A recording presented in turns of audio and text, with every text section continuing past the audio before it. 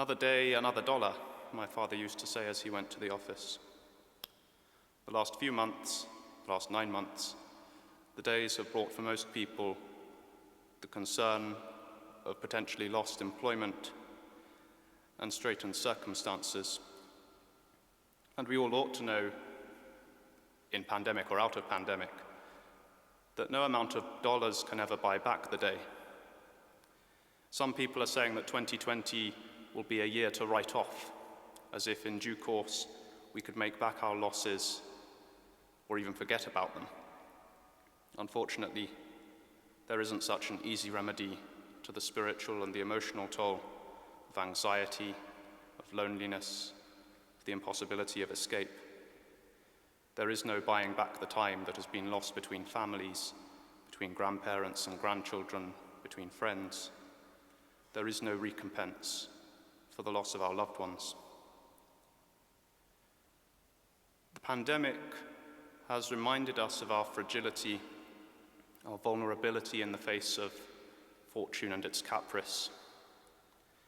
We seem to be caught in a murky place between two rock-hard certainties, the closed doors of the past, and in the future, the looming shadow of death.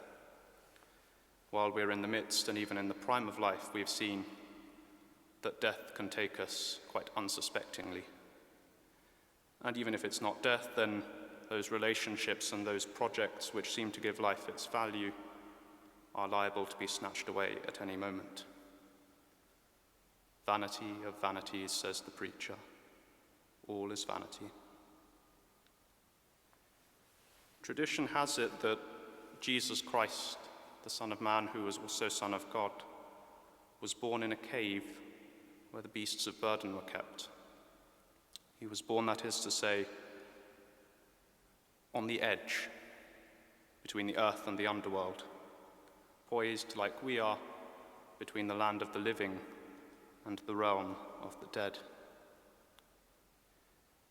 He was born in a dark place on a dark night, so even at his first coming, he was like a thief. But we know that this thief had come to steal back what was rightfully his. He is the Lord of life and the Lord of time. He, in due course, in his own time, would take up death to be the place of his Sabbath rest.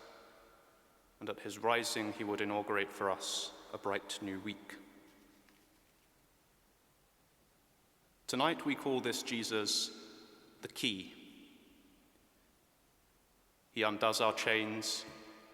He opens up the treasures of God's saving mercy for us. He flings open wide the doors to heaven. We call him the guiding staff that will lead us up out of the cave.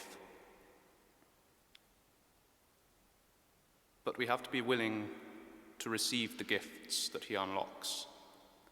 When he leads the way, we still have to use our own legs and march behind him. That is to say, he will not take us if we are not willing.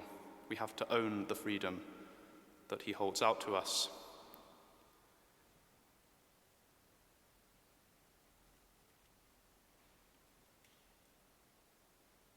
And so when we hear the preacher saying, "Vanity of vanities, all is vanity," we might be inclined to call him a dour old so-and-so, speaking nothing more than doom and gloom.